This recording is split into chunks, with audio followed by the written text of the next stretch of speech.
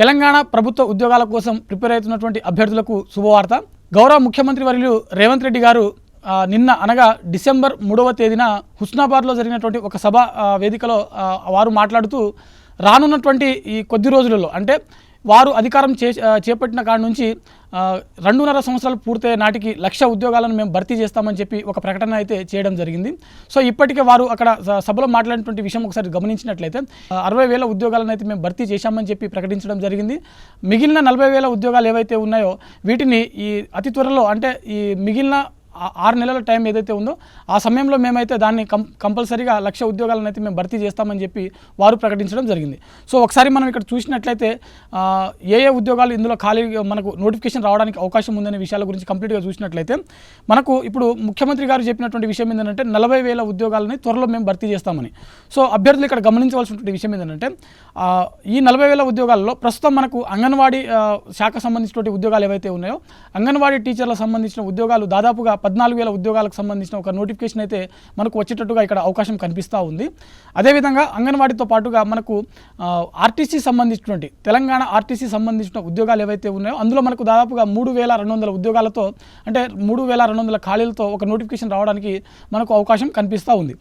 అదేవిధంగా మనకు తెలంగాణలో సంబంధించినటువంటి విద్యుత్ శాఖ సంబంధించినటువంటి ఉద్యోగాలు ఏవైతే ఉన్నాయో దాదాపుగా 5,400 పోస్టులతో మనకు జూనియర్ లైన్మెన్ సంబంధించినటువంటి ఉద్యోగాల భర్తీకి ఒక నోటిఫికేషన్ రావడానికి మనకు ఇక్కడ అవకాశం కనిపిస్తూ ఉంది.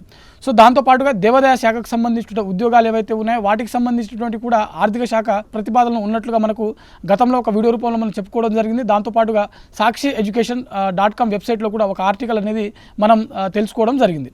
సో దేవాదాయ శాఖలో కూడా మనకు ఈ రానున్నటువంటి ఈ 40,000 ఉద్యోగాలు ఏవైతే ఉన్నాయో వాటిలో మనకు ఈ దేవాదాయ శాఖ నుంచి కూడా ఉద్యోగాలు నోటిఫికేషన్ ఏదైతే ఉందో అది విడుదలవ్వడానికి మనకు ఇక్కడ అవకాశం కనిపిస్తూ ఉంది. అదేవిధంగా చాలామంది అభ్యర్థులు రాష్ట్ర వ్యాప్తంగా ఎదురు చూసినటువంటి నోటిఫికేషన్ ఏంటంటే పోలీస్ కానిస్టేబుల్ సంబంధించినటువంటి నోటిఫికేషన్ 12,000 నుంచి 18,000 ఖాళీలతో ఒక నోటిఫికేషన్ మనకు రావడానికి ఇక్కడ అవకాశం కనిపిస్తూ ఉంది.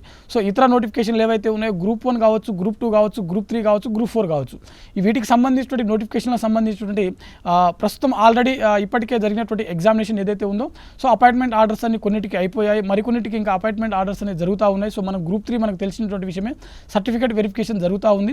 సో వీటికి సంబంధించినటువంటి కంప్లీట్ అయిపోయిన తర్వాత ఈ గ్రూప్ సంబంధించినటువంటి నోటిఫికేషన్ కూడా విడుదలవ్వడానికి ఒక అవకాశం మనకి ఇక్కడ కనిపిస్తూ ఉంది. సో గ్రూప్ 1 సంబంధించినటువంటి నోటిఫికేషన్ మనకు గతంలో 564 ఖాళీలతో ఒక నోటిఫికేషన్ అనేది విడుదలవ్వడం జరిగింది.